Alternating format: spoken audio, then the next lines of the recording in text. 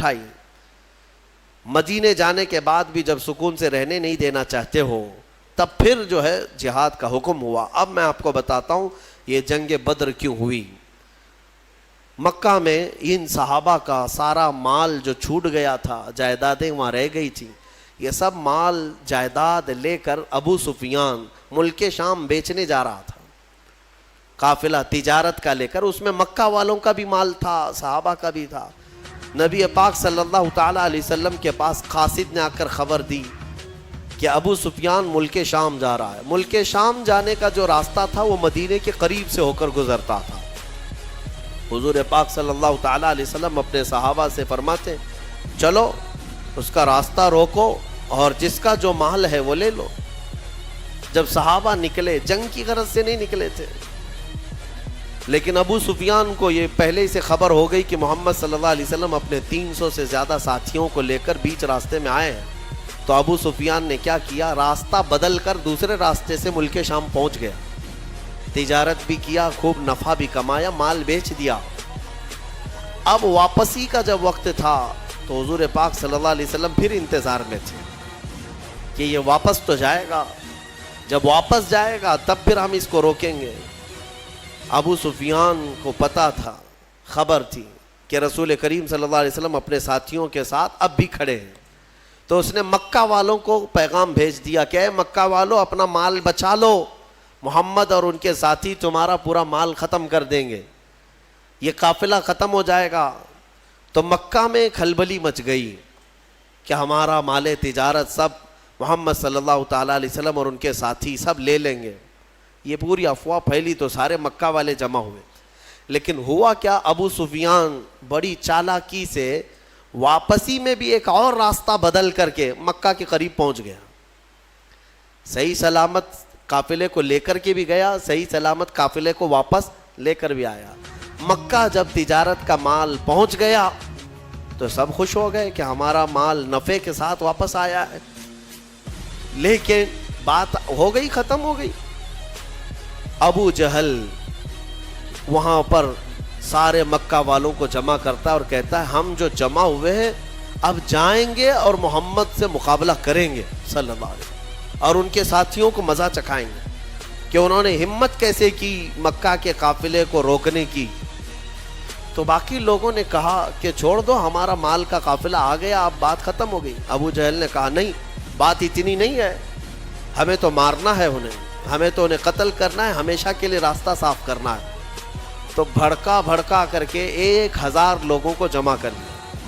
کچھ عقل مند لوگ تھے, انہوں نے کہا کہ ہم نہیں جائیں گے, لیکن ابو جہل نے انہیں آر دلایا, انہیں بہت زیادہ اکسایا, اور اس کے اکسانے کے بعد, آر دلانے کے بعد 1000 سے زیادہ لوگ جمع ہوئے, اور ان سب کو لے کر ہاتھی گھوڑے ہتھیار سامان کے ساتھ ابو جہل سرداری کرتے ہوئے مکہ سے نکل کر بیچ راستے میں پہنچا. یہ وہ علاقہ ہے جہاں بدر کی وادی ہے. بدر ایک علاقے کا نام ہے, بدر ایک میدان کا نام ہے. وہاں ایک کنواں تھا جس کی وجہ سے اس علاقے کا نام ہی بدر پڑا. وہاں آ کر کے یہ لوگ پڑاؤ کر لیے. نبی پاک صلی اللہ تعالیٰ علیہ وسلم اپنے صحابہ سمیت بدر تک پہنچے ہوئے تھے. اب حضور اکرم صلی اللہ تعالیٰ علیہ وسلم بھی اسی علاقے میں, اور یہ کفار و مشرکین بھی اسی علاقے میں آ گئے. اب مقابلہ کرنے کی غرض سے وہ لوگ آئے. اللہ تبارک و تعالیٰ نے اپنے حبیب پاک صلی اللہ علیہ وسلم کو حکم فرمایا کہ اپنے صحابہ کو لو اور ان کے ساتھ جنگ کرو. اب جب مولا فرما دے جنگ کرنے کے لیے تو پھر پیچھے ہٹنے کا سوال ہی نہیں ہوتا, پھر کوئی وجہ ہی نہیں ہے. نبی پاک صلی اللہ تعالیٰ علیہ وسلم جب صحابہ کو لے کر آئے تھے تو سچویشن کیا تھی, حالات کیسے تھے؟ ایسے حالات تھے کہ پورے 313 صحابہ کے اندر مشکل سے چند تلواریں تھیں, 7-8 گھوڑے تھے, 1-2 سواریاں تھیں, بس باقی سب پاپیادہ پیدل تھے. اکثر کے پاس تلواریں نہیں, اکثر کے پاس جو تلواریں ہیں, کچھ کے پاس جو تلواریں ہیں وہ ایسی ہیں کہ سبزی بھی نہیں کاٹی جاتی, کند ہو چکی تھی, زنگ لگی ہوئی. تو بہرحال ان کی مفلسی کا زمانہ تھا, غربت تھی. اور کھانے پینے کے لیے ان کے پاس کچھ نہیں تھا. اب دیکھیں صحابہ اکرام حضور صلی اللہ تعالیٰ علیہ وسلم کے پاس جب تھے تو وہ علاقہ ریت کا تھا. حضور جس جگہ رکے تھے وہ پوری ریت کی زمین، اور ریت کی زمین پر چلنا مشکل ہو جاتا ہے، پاؤں اندر دھسنے لگتے ہیں. صحابہ کو ریتیلی زمین ملی، اور مشرکین جہاں پڑاؤ کیے وہ مٹی کی زمین تھی، مٹی ہے تو مٹی پر پاؤں جمتے ہیں، تو اس بات کی خوشی پہ وہ ناچ رہے تھے. کل جب جنگ ہوگی تو ان کے پاؤں اکھڑ جائیں گے، چل ہی نہیں پائیں گے میدان میں، اور مشرکین پورے میدان میں جمے رہیں گے مٹی کی. اب بہت ساری چیزیں انہی کی حمایت میں نظر آتی ہیں، حالات ایسے لگتے ہیں کہ ساری فتح ان کی ہوگی. وقت سے پہلے ایسا محسوس ہوتا ہے، جب طاغوتی طاقتیں سامنے آتی ہیں تو اکثر ایسا لگتا ہے کہ سارا اب ان کے ہی پاس ہے، ہمارا کیا ہونے والا ہے. اب میں آپ کو مقابلے کے اعتبار سے بتاؤں، ادھر 313 نہتے ہیں، ساز و سامان نہیں، سواریاں نہیں، بدلے میں مقابل 1000 سے زیادہ، سب کے سب ہتھیار سے لیس، ٹرینڈ پہلوان ان کے پاس، ہاتھی گھوڑے اونٹ سواریاں ان کے پاس، بلکہ ان کے کھانے کے لیے پورے اونٹ ذبح ہو رہے تھے رات کو. اور جب کھانا ان کا پکتا تھا رات بھر طبلے بجاتے تھے، رقص کرتے تھے، ڈانس کرتے تھے، کیونکہ جیت کا اور فتح کا غرور ایسا تھا، سب کچھ تو ان کے پاس تھا. اب صحابہ جو دیکھ رہے تھے تو انسانی فطرت کا تقاضا ہے نا کہ سامنے بڑی طاقت کو دیکھ کر کے کیا محسوس کریں گے آپ. صحابہ کرام رضوان اللہ تعالیٰ علیہم اجمعین حضور صلی اللہ تعالیٰ علیہ وسلم کے پاس آئے، کہا یا رسول اللہ صلی اللہ علیہ وسلم کیا جنگ فرض ہو گئی؟ حضور نے فرمایا ہاں. اب نبی اکرم صلی اللہ تعالیٰ علیہ وسلم نے صحابہ کے چہرے کو دیکھا اور سب کو جمع کیا. رات کو ایک خطبہ دیا حضور نے. خطبے میں کیا فرماتے ہیں؟ یہ کل جنگ ہونے والی ہے، اس سے پہلے رات کو خطبہ دیتے، مغرب کے بعد یا عشاء کے قریب. حضور اکرم صلی اللہ علیہ وسلم نے خطبہ دینے کے بعد ارشاد فرمایا، اے میرے صحابہ، میں تمہیں اختیار دیتا ہوں، یہاں تک تو تم میرے ساتھ آئے، اب حالات ایسے ہیں کہ دشمن بڑی تعداد میں ہے سامنے، ہتھیاروں سے لیس ہے، تم میں سے اگر کوئی ابھی رات کو جانا چاہے واپس تو مدینے کے راستے واپس جا سکتا ہے. میں پوچھتا ہوں تمہارا کیا مشورہ ہے اس سلسلے میں؟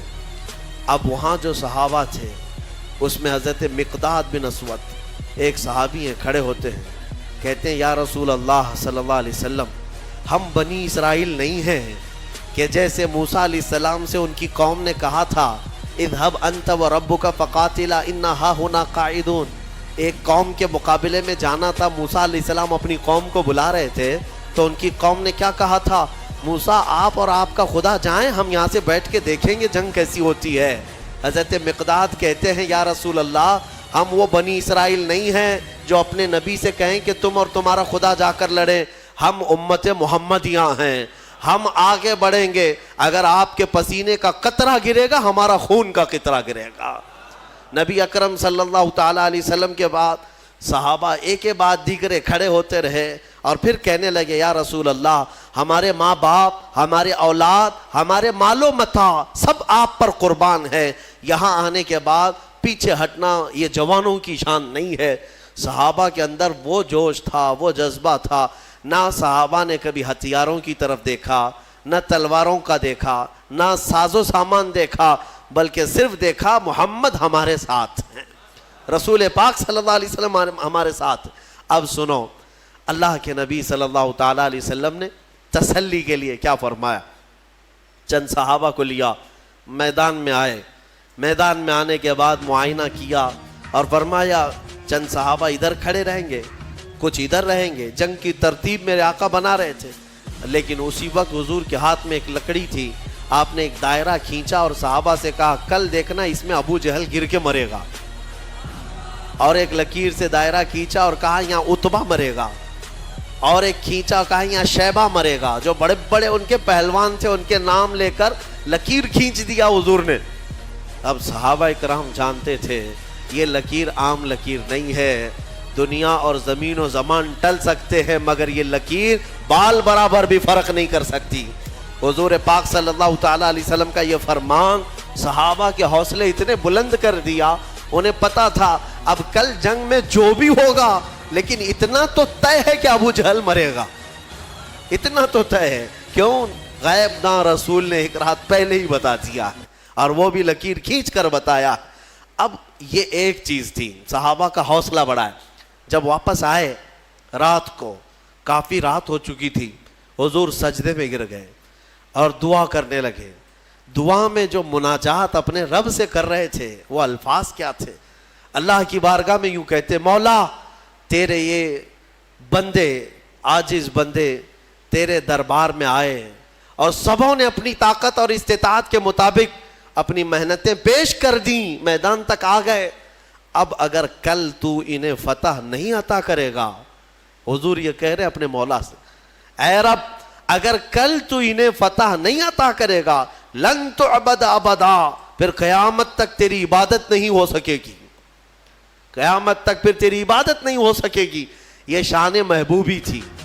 حضور اکرم صلی اللہ تعالیٰ علیہ وسلم اپنے رب سے گڑ گڑا کر مانگ رہے تھے۔ ابھی دعا سے آپ نے سر اٹھایا، بہت تیز بارش شروع ہو گئی، رات کے وقت بارش شروع ہو گئی۔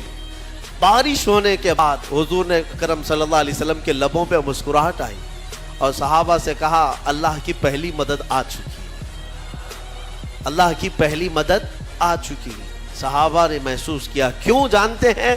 اس بارش کا اثر یہ ہے کہ جو ان کی ریتیلی زمین تھی صحابہ کی وہ مضبوط ہو گئی اور ان کفار کی مٹی والی زمین کیچڑ سے پھسلنے لگ گئی۔ اب ان کے گھوڑے پھسلتے تھے، ان کے پیر پھسلتے تھے۔ اب یہاں صحابہ، ریت میں اگر پانی جم گیا تو ریت مضبوط ہو جاتی اور یہ ایسی مضبوط ہو گئی کہ اس پر دوڑے بھاگے کچھ بھی کرے کچھ فرق نہیں پڑتا، اور ادھر کیچڑ اتنا تھا کہ وہ پیر رکھے تو پھسل کر گر جائیں۔ تو حضور اکرم صلی اللہ علیہ وسلم نے فرمایا رات کے وقت اللہ کی پہلی مدد آ گئی۔ دوسرا دن آیا، یہ 17واں رمضان المبارک ہے۔ رسول کریم صلی اللہ تعالیٰ علیہ وسلم نے صبح کے وقت صحابہ کی صفوں کو ترتیب دینا شروع فرمایا۔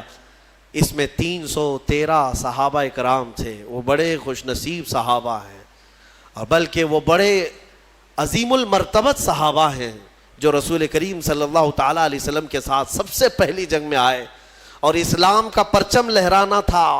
یہ وہ تاریخ ہے جہاں سے شوکت اسلام دوبالا ہو گئی۔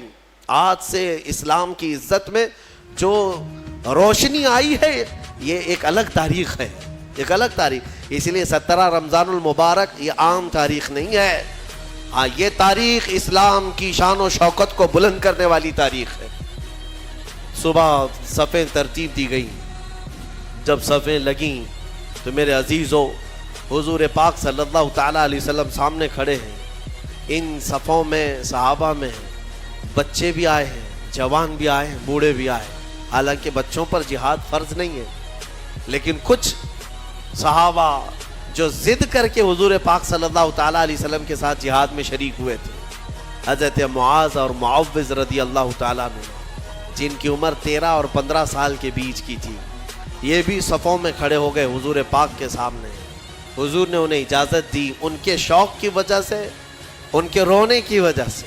اب جنگ جب شروع ہوئی تو سب سے پہلے حضرت ہوتا کیا تھا، مقابلے میں ایک ادھر سے آتا، ایک ادھر سے آتا، یا 2 ادھر سے آئیں تو 2 ادھر سے، 3 ادھر سے آئیں تو 3 ادھر سے شروعات۔ تو کفار مکہ نے اس طرف سے بڑے ان کے جو پہلوان تھے ان کو بھیجا، اس میں عتبہ تھا، شیبہ تھا اور ایک بڑا کافر پہلوان۔ تو حضور پاک صلی اللہ تعالیٰ علیہ وسلم نے اپنی جماعت میں سب سے پہلے جنہیں اتارا وہ مولا کائنات حیدر کرار تھے۔ علی مرتضیٰ کو سب سے پہلے میدان میں اتارا، ان کے بعد دوسرے نمبر پر امیر حمزہ رضی اللہ تعالیٰ، تیسرے پر حضرت ابو عبیدہ بن جراح۔ یہ تینوں اپنے زمانے کے ایسے قوی اور مضبوط لوگ تھے کہ ان کے مقابل میں جلدی کوئی آتا نہیں تھا۔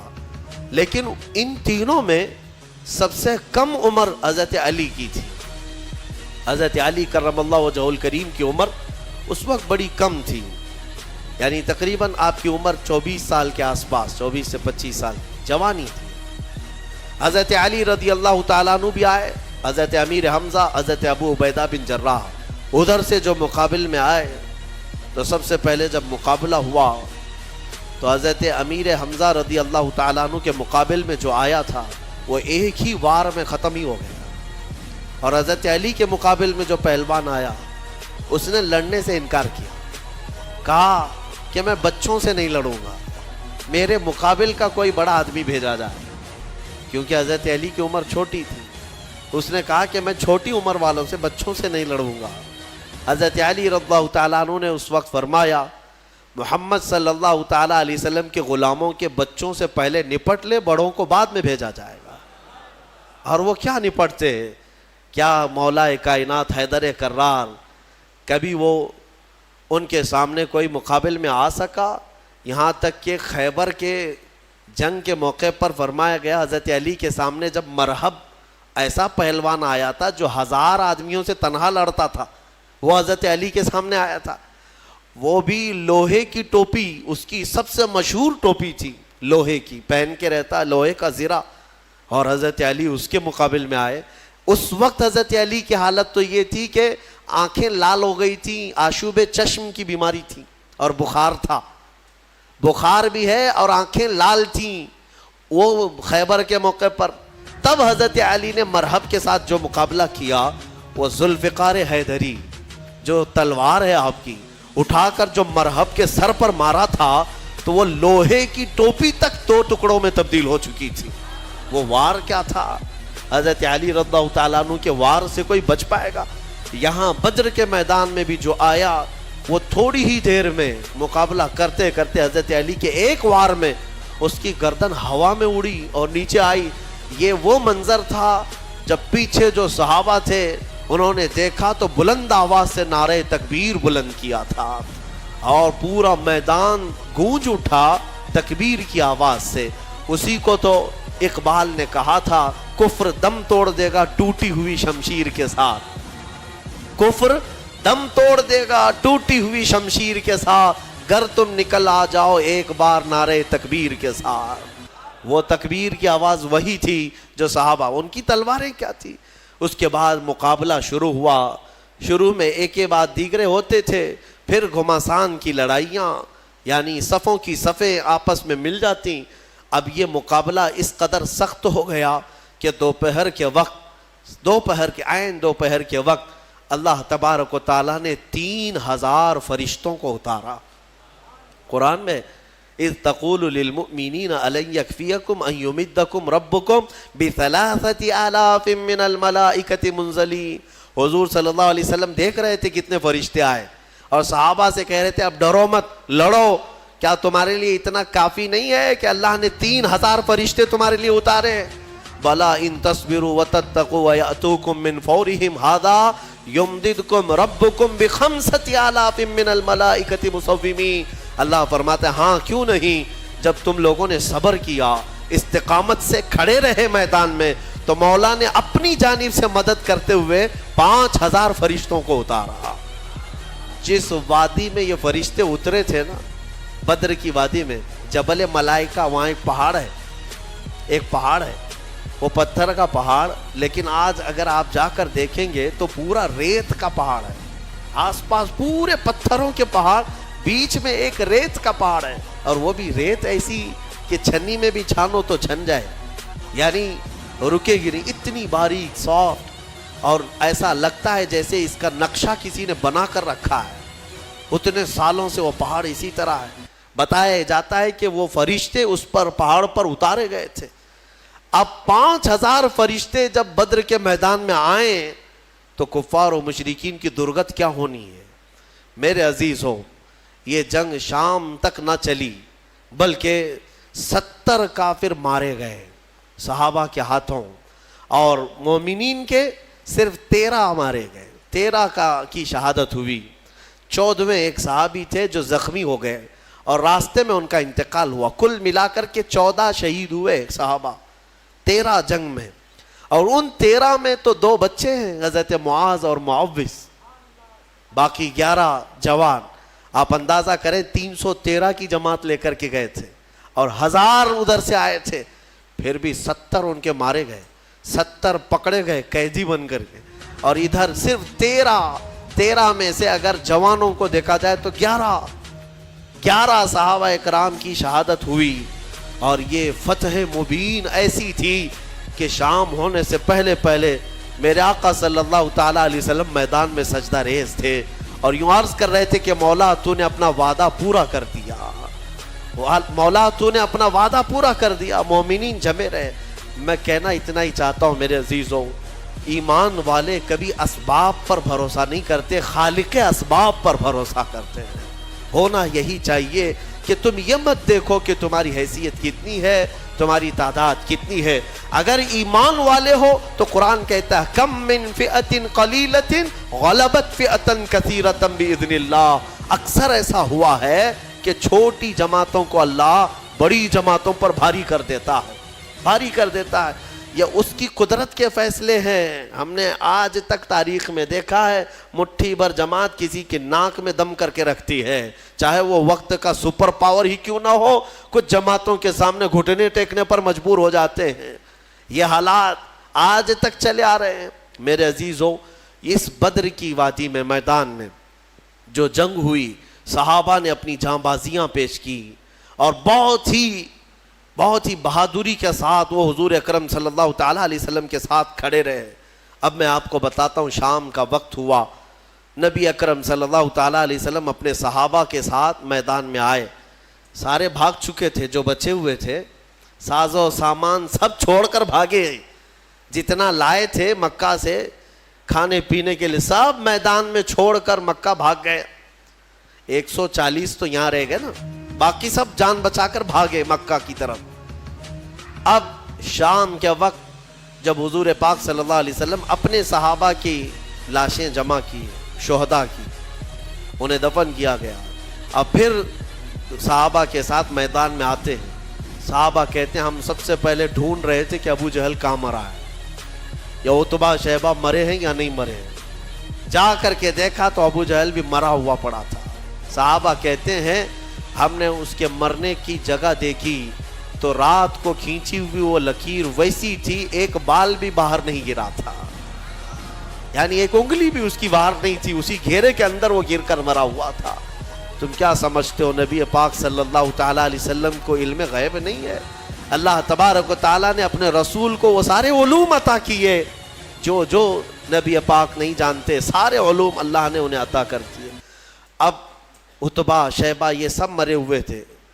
جنگ بدر میں کچھ ایسے لوگ بھی تھے جن کے بارے میں حضور پاک صلی اللہ تعالیٰ علیہ وسلم نے بلایا، جیسے حضرت بلال کو بلایا، حضرت بلال حبشی کو بلایا، اور ان کا جو آقا جو تکلیفیں دیتا تھا مکہ میں، امیہ، وہ بھی مرا ہوا تھا، وہ بھی گرا ہوا تھا یا زخمی تھا، تو حضرت بلال کو حضور نے فرمایا بلا کر کے، بلال آؤ اپنے آقا کو مار لو، جتنا اس نے مکہ میں تمہیں رسیاں ڈال کر کھینچا تھا، سینے پر سل رکھتا تھا، انگارے پہ سلاتا تھا، حضرت بلال حبشی نے اپنے ہاتھوں سے اس کو مارا، امیہ کو۔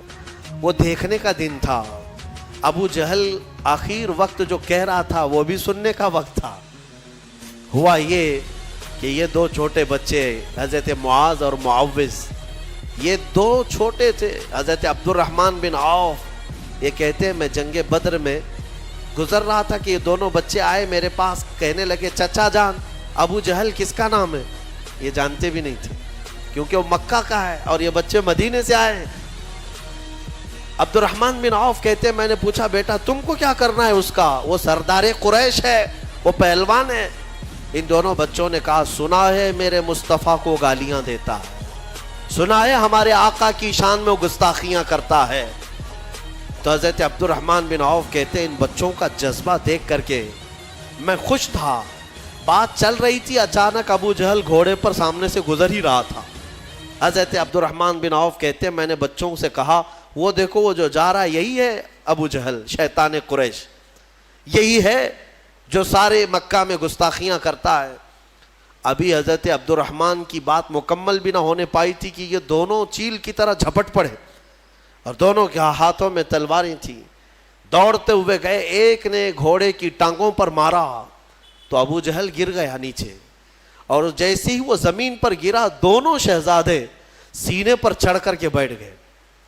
سینے پر چڑھ کر بیٹھے ایسے کہ ایک اس کے ہاتھوں کو جکڑ کر کے سینے پر دبوچ لیا اور دوسرے نے اس کی گردن کو الگ کر دیا. اور جب گردن پر تلوار رکھا, چھوٹے صاحبزادے نے سنا ہے کہ ابو جہل کہہ رہا تھا عربی کے اشعار, وہ شعر شاعری کے لوگ تھے, فی البدی شعر بولتے تھے, مرنے سے پہلے بھی شعر و شاعری کر رہا تھا. کیا کہہ رہا تھا؟ کہتا میں عرب ہوں, میں عرب ہوں. غرور اور گھمنڈ جاتا نہیں. میں عرب ہوں اور میں پہلوان ہوں, مجھے موت سے خوف نہیں, میں موت سے ڈرتا نہیں, میں عرب ہوں اور مکہ کا سردار ہوں. لیکن بات اتنی سی افسوس کی ہے کہ میرے مقابل کا پہلوان مجھے نہیں مار رہا, میرے مقابل کا پہلوان مجھے نہیں مار رہا ہے, چھوٹے لوگوں سے مر رہا ہوں. اتنا افسوس ہے, باقی مرنے کا مجھے خوف نہیں. اب اندازہ کرو, ان کو مرنا بھی ہے تو بڑے پہلوانوں سے, لیکن مولا کی شان ہی الگ ہے. وہ فرعون کو ہلاک کرتا ہے تو پانی سے, نمرود کو ہلاک کرتا ہے تو مچھر سے, ابرہا کو ہلاک کرتا ہے تو چڑیوں سے, ابو جہل کو ہلاک کرے گا تو بچوں سے. یہ اس کی شان ہے. ہاں, بڑے بڑے دشمنوں کو چھوٹی طاقتوں سے ہلاک کرتا ہے. انشاءاللہ العزیز یہ جتنی طاغوتی طاقتیں آج بھی حکومت اور تخت کے نشے میں ناچ رہی ہیں, انتظار کرو اللہ رب العزت کی جب پکڑ آئے گی, ہلکی چونٹیوں سے مولا انہیں ہلاک و برباد کرے گا. ویسے تو یہ آئی گیا ہے وائرس جو نظر بھی نہیں آتا, یہ گردن میں جاتا ہے کہ دماغ میں جاتا ہے, پتہ نہیں کتنے ویریئنٹ لے کر کے آ رہا ہے. ہاں, ہر مہینے نئے نئے گھونگھٹ اوڑھ کر کے آتا ہے یہ کورونا, دیکھ بھی رہے ہیں آپ. ہاں, ہر مہینے نئی نئی دلہن ہے, اس کے نئے نئے جلوے ہیں. ہاں, فرسٹ ہو گیا, سیکنڈ ہو گیا, تھرڈ ہو گیا, فورتھ ہو گیا, ابھی سیریز آنے باقی ہیں. اس لیے کہ کیڑا بڑا شاطر ہے, بڑا شاطر ہے, نئے نئے لباس پہن کر کے آتا ہے اور نئے نام کے ساتھ آتا ہے. میں کیوں کہہ رہا ہوں؟ اس لیے کہ اگر مولا تبارک و تعالیٰ ہلاک کرنے کے لیے اس ہلکے سے کیڑے کو بھیجا ہے تو بڑی بڑی طاقتیں بھی ان کیڑوں کے ذریعے سے ختم ہو جائیں گی. ہلاک